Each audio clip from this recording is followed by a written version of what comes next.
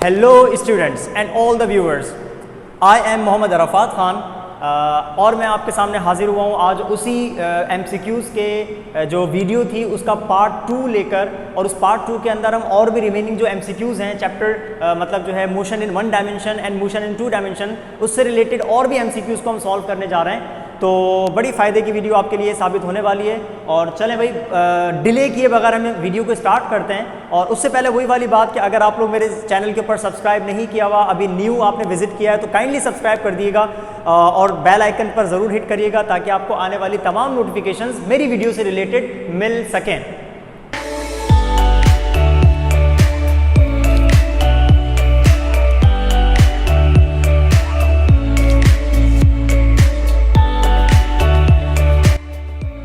Start करते हैं। ये रहा आज का पहला क्वेश्चन, यानी कि पार्ट 2 वीडियो का फर्स्ट क्वेश्चन।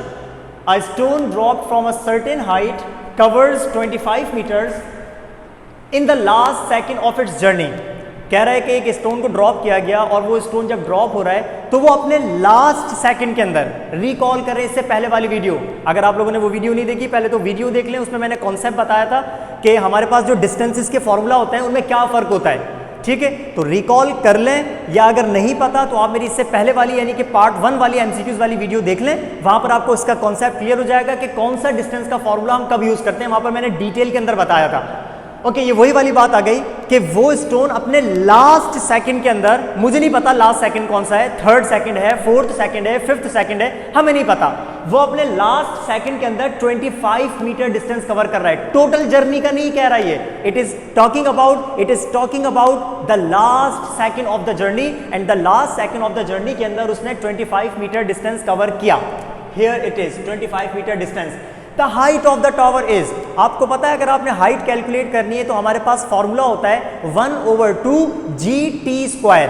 आपको जब तक t नहीं पता होगा, टाइम नहीं पता होगा, तो आप हाइट कैलकुलेट कैसे कर सकते हैं। तो उस t को कैलकुलेट करने के लिए चले काम ही करते हैं, यहाँ पर हम सॉल्यूशन स्टार्ट करते हैं और हम वही इक्वेशन यूज करते हैं जिसको हमने क्या कहा हुआ है, distance covered by a body in nth second, and that formula is Sn is equal to Vi plus G/2 and 2n-1।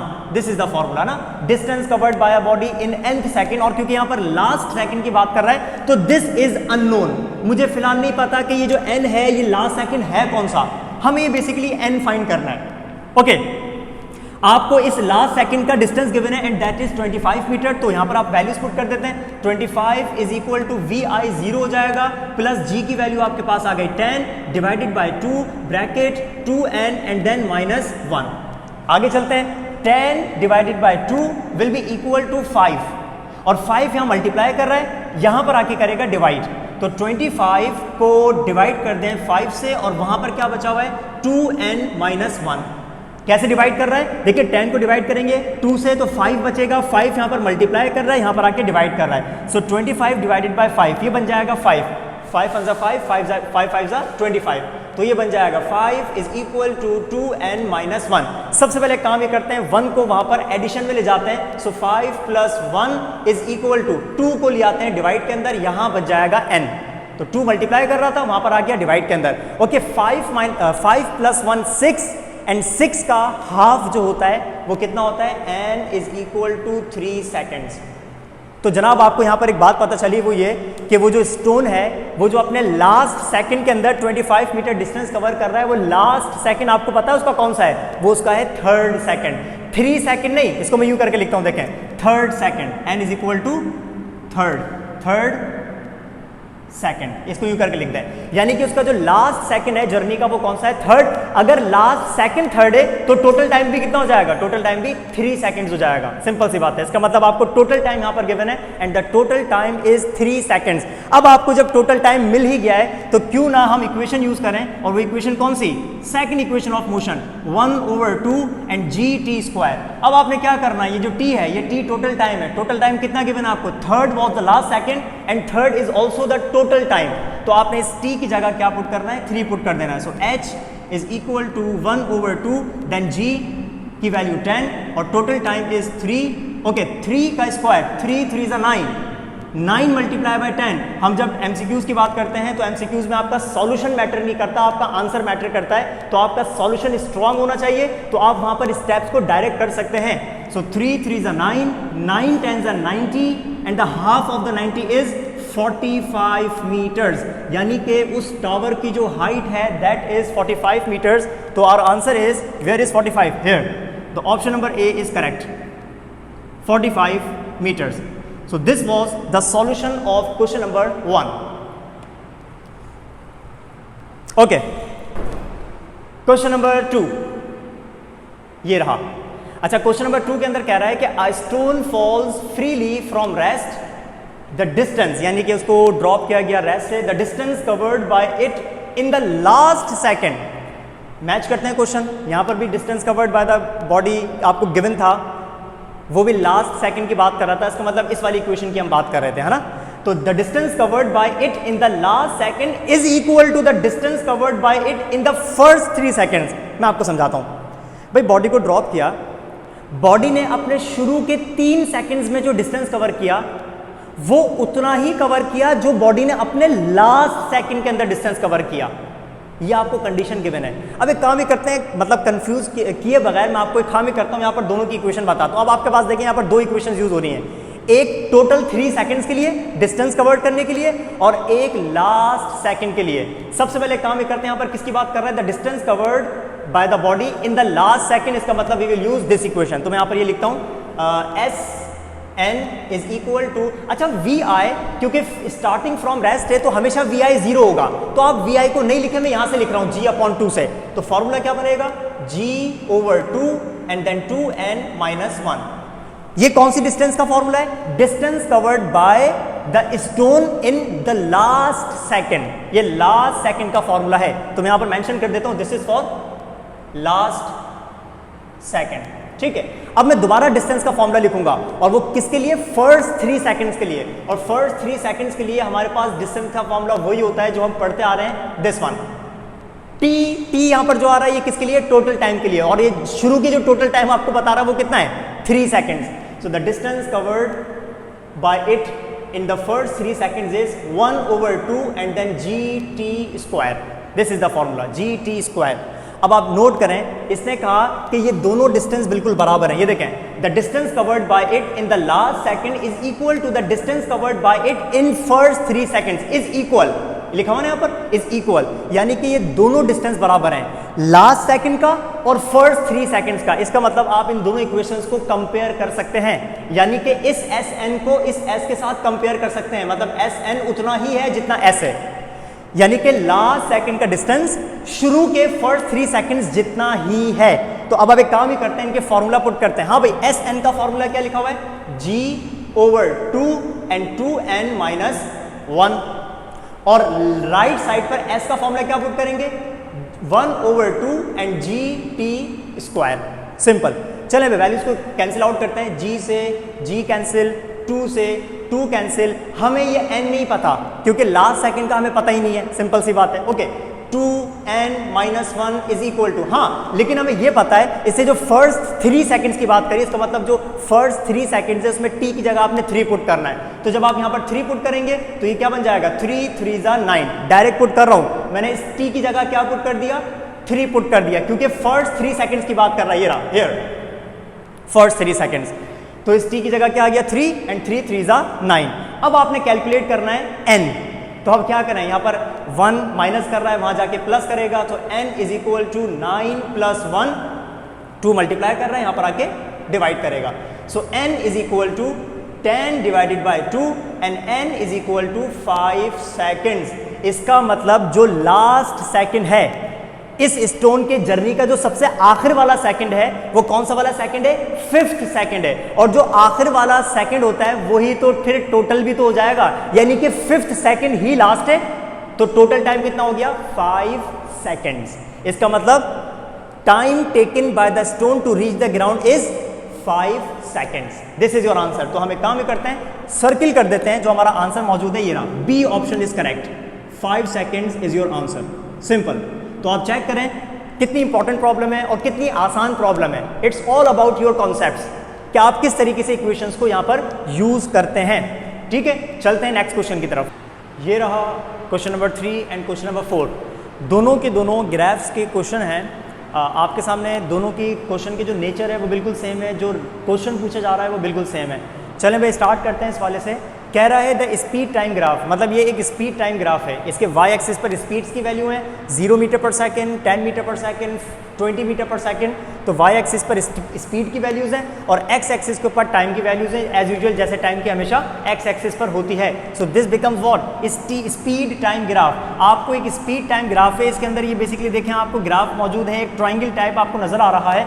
आपने इस ग्राफ से बॉडी ने कितना डिस्टेंस कवर किया वो कैलकुलेट करना है। दोनों ग्राफ्स के अंदर आपने कैलकुलेट करना है, calculate the distance covered by the body.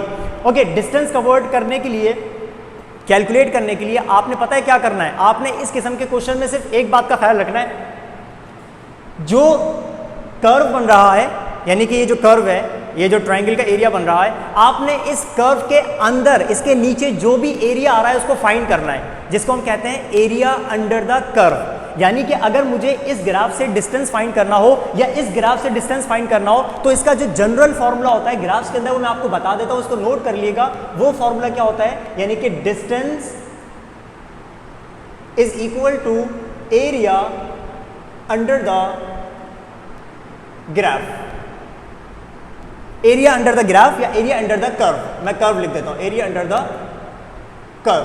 यही फॉर्मूला इस क्वेश्चन के लिए और यही फॉर्मूला इस वाले क्वेश्चन के लिए, यानी कि आपने area under the curve find करना। अब आपको पता चल रहा है आपको एरिया क्या गिवन है। ये देखें आपको एक ट्रायंगल नजर आ रहा है, इस ट्रायंगल का एरिया फाइंड कर लो, आपको डिस्टेंस पता चल जाएगा। और एरिया फाइंड करने के लिए हम क्या करते हैं, हम लेंथ को मल्टीप्लाई करते हैं हाइट के साथ। लेंथ अगर आप नोट करें तो लेंथ पर टाइम की वैल्यूज हैं, और अगर आप हाइट नोट करें तो हाइट पर स्पीड की वैल्यूज हैं। चले भाई काम ये करते हैं, इस ट्रायंगल को दो पार्ट्स में डिवाइड करते हैं, जैसे कि मैंने यहाँ पर किया हुआ है। इस ट्रायंगल, मतलब ये जो ट्रायंगल है, इसको आधा आधा करके फाइंड करते हैं। सबसे पहले मैं इस राइट एंगल ट्रायंगल का एरिया फाइंड करूंगा। ये देखें, इस वाले राइट एंगल ट्रायंगल का एरिया फाइंड करने जा रहा हूं, और ऐसा करने के लिए मुझे क्या करना है, इसकी लेंथ चेक करनी है। हाँ भाई, 0 से लेकर यहां तक इसकी जो लेंथ आ रही है वो आ रही है 5 सेकेंड्स, और इसकी अगर मैं हाइट चेक करूं तो ये देखें इसकी जो हाइट आ रही है वो कितनी आ रही है, 10 सेकेंड्स। इसका मतलब जब मैं 5 को 10 से मल्टीप्लाई करूंगा तो मुझे ट्रायंगल, इस राइट एंगल ट्रायंगल का एरिया नहीं बल्कि ये तो स्क्वायर का एरिया मिल जाएगा। ये देखो, ये पूरा स्क्वायर है, ये पूरा स्क्वायर है,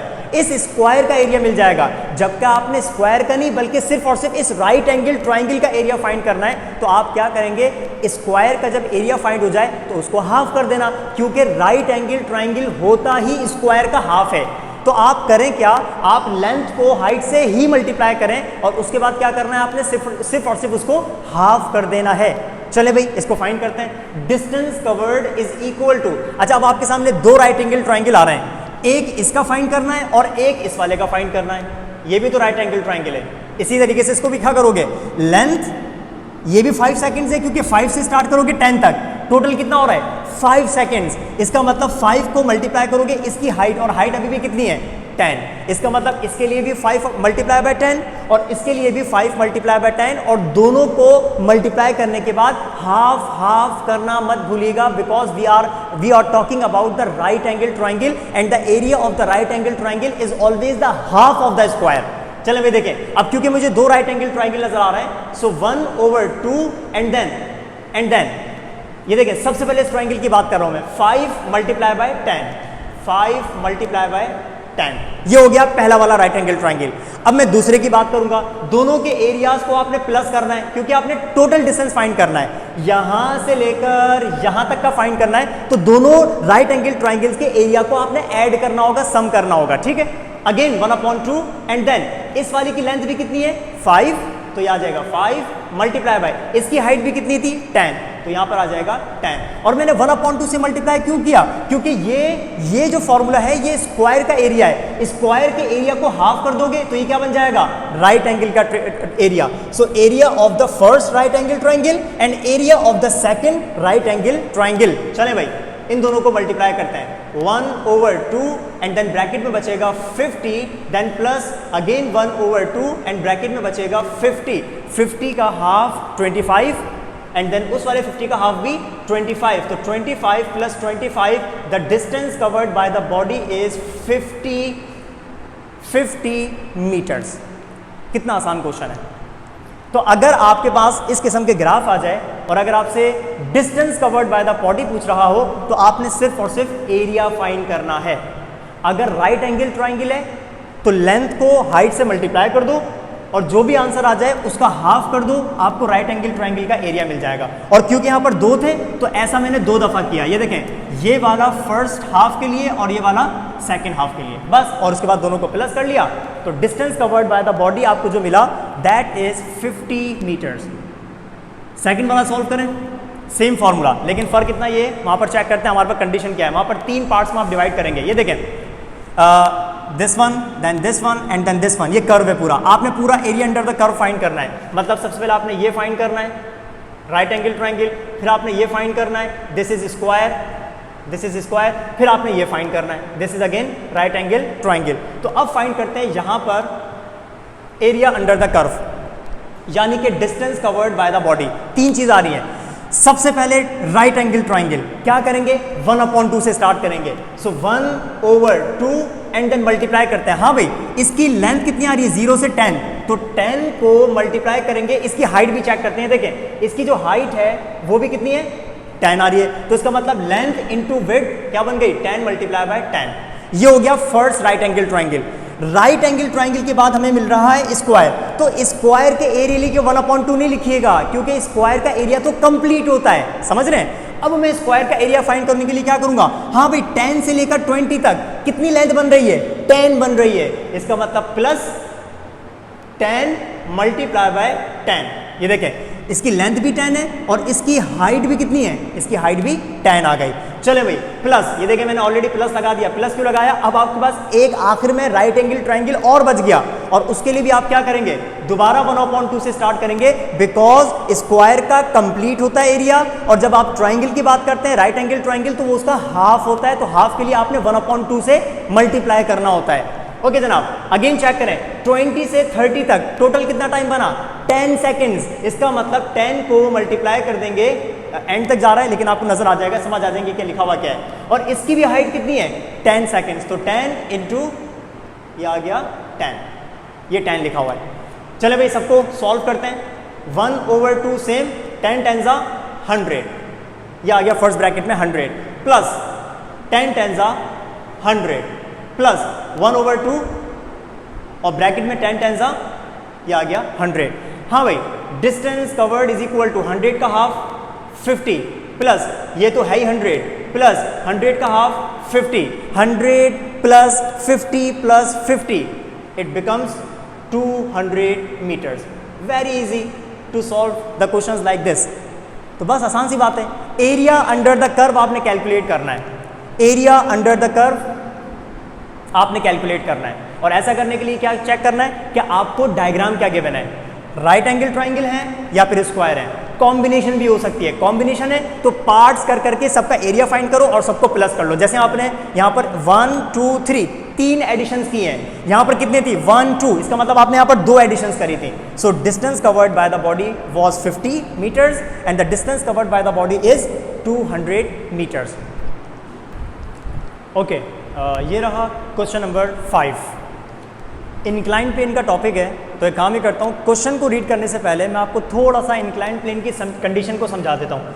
ये देखिए इंक्लाइन प्लेन बना हुआ है, according to the given condition हमें एंगल गिवन है 30 डिग्रीज। ये देखिए मैं मेंशन कर देता हूँ, एंगल आपको गिवन था 30, तो मैंने ऑलरेडी डायग्राम बना दी, टाइम ज़ाया के बगैर मैं आपको काम की बात यहाँ पर बना के समझा देता हूँ। ओके, एक बॉडी है जो कि इस frictionless, it is mentioned here, frictionless incline plane के ऊपर रखी हुई है। अब एक काम ही करते हैं, इसके पैरामीटर्स को डिस्कस करते हैं। सबसे पहले इस बॉडी का कोई ना कोई वेट लाजमी होगा, और वेट हमेशा एक्ट करता है डाउनवर्ड। ये इसका वेट आ गया, और वेट का फॉर्मूला क्या होता है, mg। इसका मतलब इस वेक्टर का जो कि एक्टिंग वर्टिकली डाउनवर्ड है, इसका नाम क्या है, इसका वेट है, और mg sin थीटा। इसी तरीके से जब भी कोई बॉडी किसी सरफेस पर रखी हुई होती है तो उस सरफेस का उस बॉडी पर रिएक्शन लाजमी होता है, according to Newton third law of motion, action reaction. तो और रिएक्शन जो होता है वो हमेशा सरफेस के, अगर सरफेस ऐसे है तो रिएक्शन हमेशा परपेंडिकुलर होगा like this will be the reaction. अगर सरफेस ऐसे है तो रिएक्शन हमेशा होगा इसके परपेंडिकुलर लाइक दिस, ऐसे करके। तो अगर आपके पास सरफेस हो तो सरफेस का रिएक्शन हमेशा हमेशा उस सरफेस के परपेंडिकुलर होता है। तो मैं कहूँगा इसका रिएक्शन ये आ जाएगा ऐसे perpendicular this is the reaction by this inclined plane on the block, ये जो ब्लॉक रखा हुआ है, ठीक है। अच्छा जनाब, जब हम इस mg को रिजॉल्व करते हैं तो आपको मिलते हैं दो कंपोनेंट्स। अच्छा, वो दो कंपोनेंट्स क्या होते हैं मैं आपको बता देता हूं। सबसे पहले आप एक काम करते हैं, इस रिएक्शन वाली लाइन को पीछे की तरफ एक्सटेंड करते हैं। एक्सटेंड करने के बाद ये आपको मिल गया एंगल थीटा। ओके, जिस लाइन के साथ वेक्टर एंगल बनाता है उस लाइन पर उसका होता है हमेशा x कंपोनेंट, यानी कि mg का ये वाला कंपोनेंट कौन सा होगा, mg cos theta, x component. और cos थीटा वाले के जो परपेंडिकुलर होता है वो हमेशा कौन सा वाला होता है, mg sin थीटा। तो ये आ जाएगा mg sin थीटा। यानी कि आपने इस वेक्टर को, इस वेट वाले वेक्टर को इसके दो कंपोनेंट्स में रिजॉल्व कर दिया। एक आ गया mg cos थीटा और एक आ गया mg sin थीटा। ओके, आगे चलते हैं। अब कंडीशन क्या आ रही है, अब समझते हैं क्वेश्चन। क्वेश्चन में ये कह रहा है कि आपने इस ब्लॉक को फोर्स अप्लाई करके ऊपर लेकर जाना है, अप। ये लिखें, a force is required to push 100 Newton, ये वेट गिवन है, वुडन ब्लॉक अप मतलब इसके ऊपर आपने ऐसी फोर्स लगानी है जिसकी वजह से ये ब्लॉक बेसिकली ऊपर की तरफ जाए, इंक्लाइन प्लेन के ऊपर की तरफ जाए। आपने फोर्स अप्लाई करनी है। एंगल गिवन है, बेसिकली आपने फोर्स कैलकुलेट करनी है, हाउ मच फोर्स, ठीक है, क्वेश्चन लिखा हुआ है, मैं वही चेक कर रहा था, आपसे पूछ क्या रहा है, हाउ मच फोर्स, यानी कि फोर्स इज रिक्वायर्ड, मतलब हमें कितनी फोर्स अप्लाई करनी पड़ेगी। अब आप नोट करें, यहां पर जो बॉडी है, जो ब्लॉक है, वो basically along the incline plane move करेगा, या तो ये ऊपर जा सकता है या ये डाउनवर्ड जा सकता है, ऐसे, ठीक है। इसका मतलब अलोंग द इंक्लाइन प्लेन हमारे पास दो फोर्सेज हैं, एक ये है जो कि अप्लाइड फोर्स है जिसकी वजह से ये ऊपर जाएगा, और एक वो फोर्स है जो कि इस ब्लॉक को नीचे खींचती है, जिसको हम बोलते हैं mg sin थीटा। इसका मतलब हमारे पास ये दो फोर्सेस काम की फोर्सेस हैं, ये दोनों फोर्सेस, एक applied and second is the component of mg sin theta. अब अगर किसी भी ब्लॉक के ऊपर, किसी भी बॉडी के ऊपर दो फोर्सेस लग रही हो और अगर वो दोनों फोर्सेस एक दूसरे के ऑपोजिट हो, तो उस बॉडी पर आपने कैलकुलेट करनी होती है टोटल फोर्स, जिसको हम बोलते हैं नेट फोर्स। मैं काम ही करता हूं क्योंकि मैं आपको समझा रहा हूं, कॉन्सेप्ट समझा रहा हूं, आप डायरेक्ट बाद में कर लिएगा, तो कॉन्सेप्ट समझाने के लिए मैं आपको एक कंडीशन बताऊं। So net force on the block will be equal to, अगर ये दोनों फोर्सेस कौन कौन सी, एक F और एक mg sin थीटा, ये फोर्सेस हैं, अगर फोर्सेस बॉडी पर ऑपोजिट होती हैं तो उनका जो टोटल फोर्स होता है वो हमेशा सब्ट्रैक्शन से आता है। और सब्ट्रैक्शन कैसे करेंगे, आप ग्रेटर फोर्स में से स्मॉलर फोर्स को माइनस करेंगे। अब मुझे कैसे पता चलेगा कि F ग्रेटर है या mg sin थीटा ग्रेटर है, बिल्कुल पता चलेगा, जाहिर सी बात है, आपको फोर्स अप्लाई करनी है, बॉडी को ऊपर मूव करना है, इसका मतलब ये मूव करके ऊपर जाएगा। बॉडी जिस तरफ मूव करती है वो वाली फोर्स ज्यादा होती है, इसका मतलब ये F ग्रेटर है एंड ये mg sin थीटा लेस है। इसका मतलब अगर मुझे टोटल फोर्स फाइंड करनी हो इन दोनों में से, यानी इस बॉडी पर टोटल फोर्स कितनी लग रही है, तो मैं क्या करूंगा, ग्रेटर फोर्स में से लेस वाली फोर्स को माइनस कर दूंगा।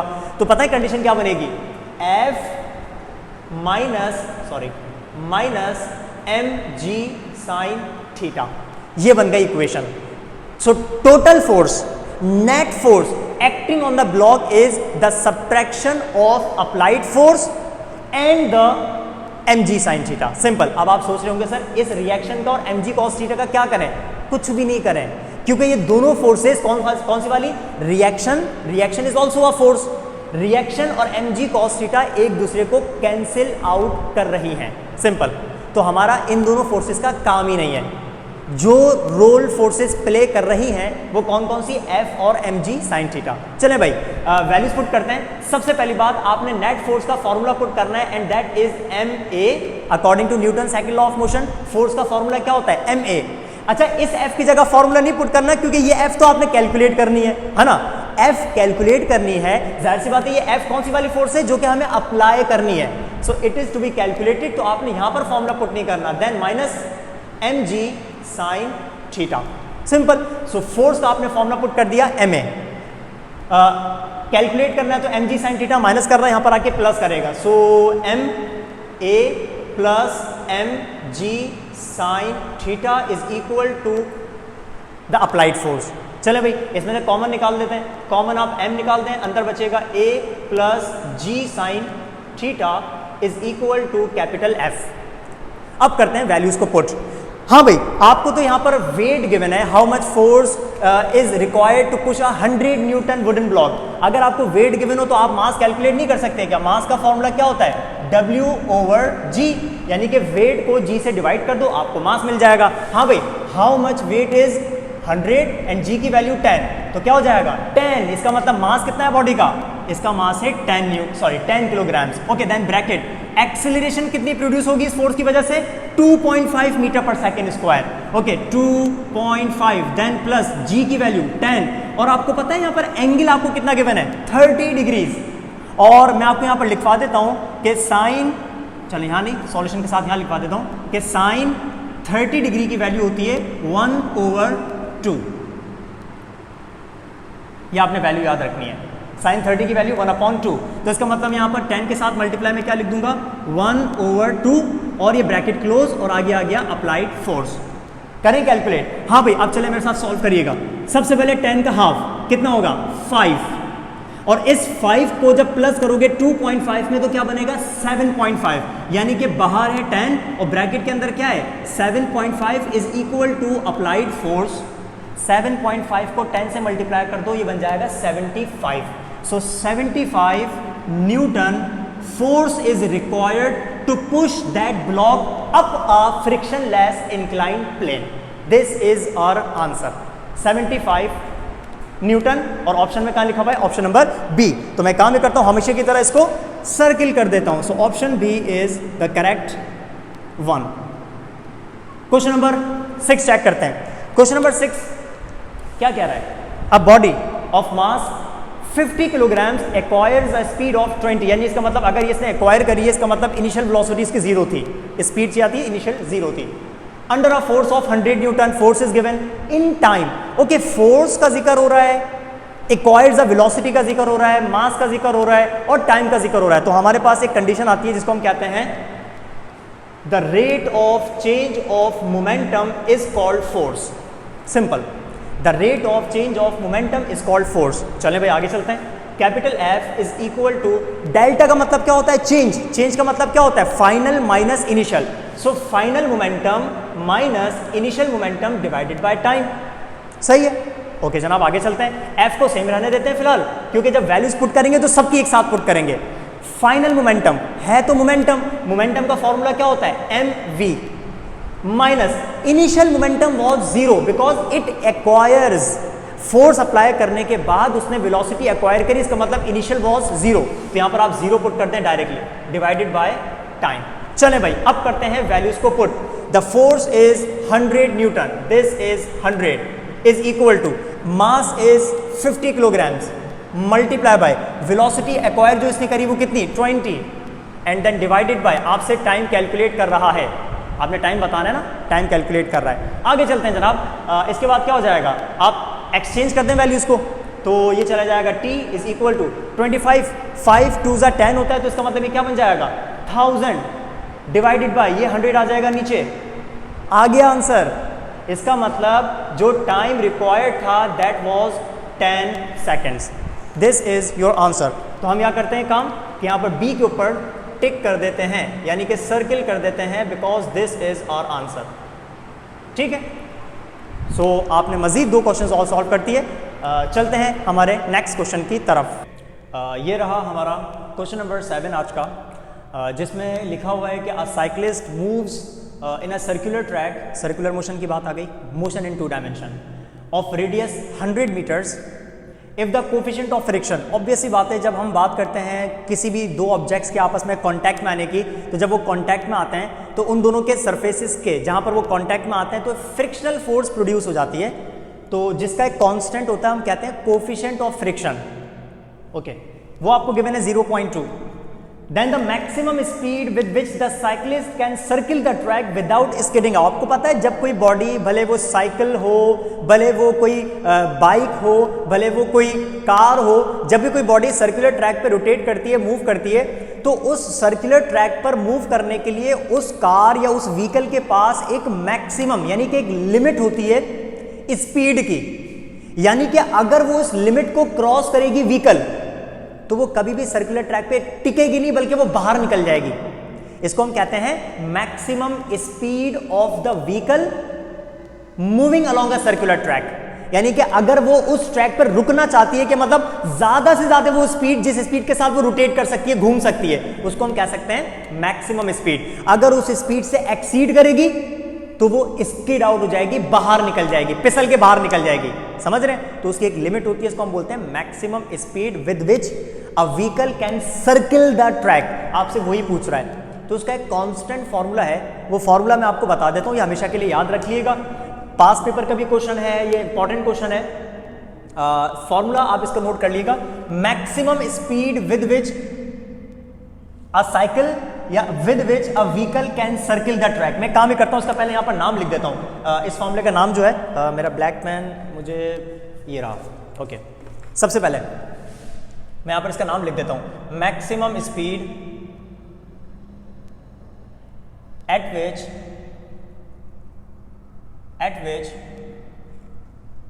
अच्छा, यहां पर साइकिल की बात कर रहे हैं, तो मैं साइकिल हो, बाइक हो या कार हो, तो मैं काम ही कर देता हूं, maximum speed with which eight which a body can circle the track. इसकी एक कांस्टेंट हमारे पास फॉर्मूला है, वो फॉर्मूला क्या है, वो फॉर्मूला मैं आपको लिखवा देता हूं, ये नोट कर लीजिएगा। सो मैक्सिमम स्पीड का हमारे पास फॉर्मूला होता है, and that is mu r g whole radical. This is the formula. Mu is the coefficient of friction, r radius and g 9.8 meter per second square. चले भाई वैल्यूज पुट करते हैं। So maximum speed is, mu की value आपको given है 0.2, mark कर देता हूं, कहां है 0.2, ये रहा। आर की वैल्यू आपको गिवन है 100 मीटर, ये रहा, तो ये आ गया 100 and then multiply by 9.8 meter per second square. इन तमाम को आप मल्टीप्लाई करेंगे, 0.2 मल्टीप्लाई बाय 100 तो ये बन जाएगा 20 को मल्टीप्लाई करेंगे 9.8 के साथ तो ये बन जाएगा 196 होल रेडिकल। अच्छा, 196 का आप जब स्क्वायर रूट निकालेंगे तो ऑब्वियस सी बात है, ये बनेगा 14 मीटर्स पर second. This is the maximum speed of the cyclist. अब मैं आपको बताऊं मकसद क्या है। अगर वो साइक्लिस्ट चाहता है कि मैं सर्कुलर ट्रैक पे मूव करता रहूं, तो ज्यादा से ज्यादा स्पीड वो जो अटेन कर सकता है वो कर सकता है 14 मीटर पर सेकेंड। अगर उसने 14 से 15 भी करी ना, वो सर्कुलर ट्रैक से बाहर निकल जाएगा, अब वो उस पर टिक नहीं पाएगा। So this is the limit of the speed of that cyclist which is moving around the circular track. Question number 8 को चेक करते हैं।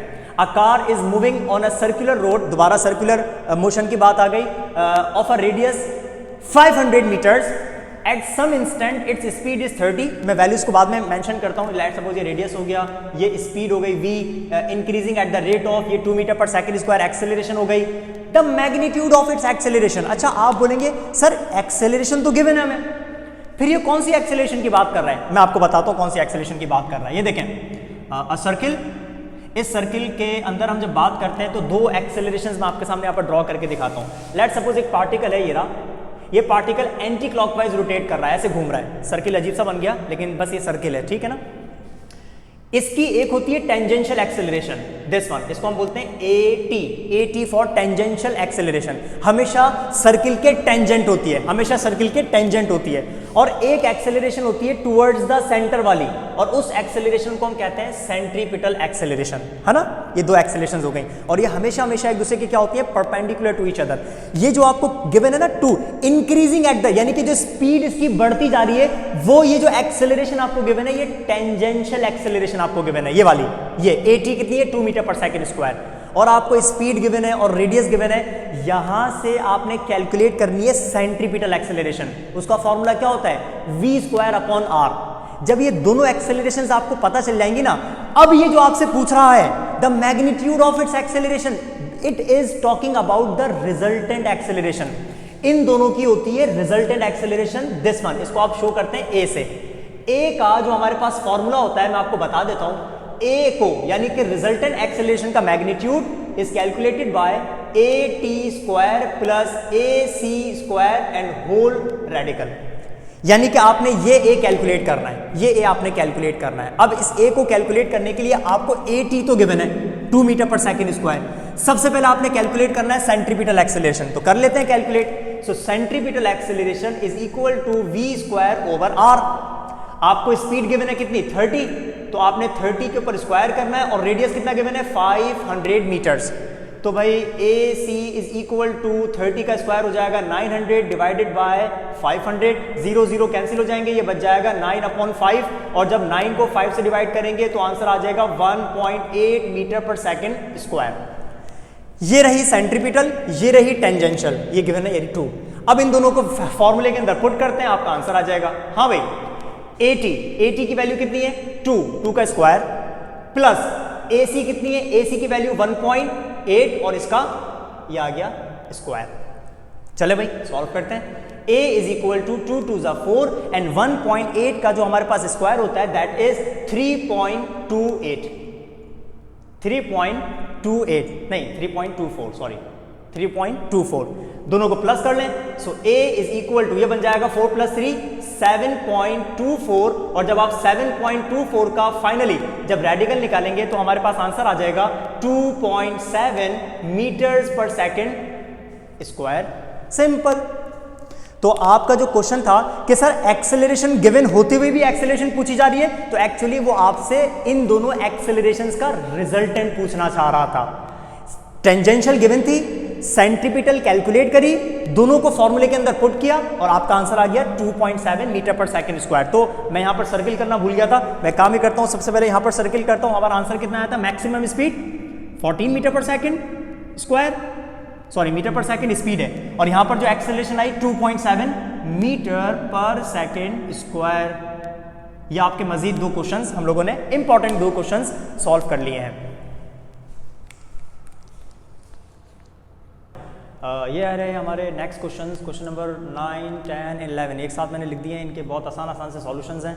सबसे पहला क्वेश्चन लिखा हुआ है, a particle starts from rest with an acceleration of 2 radian per second square.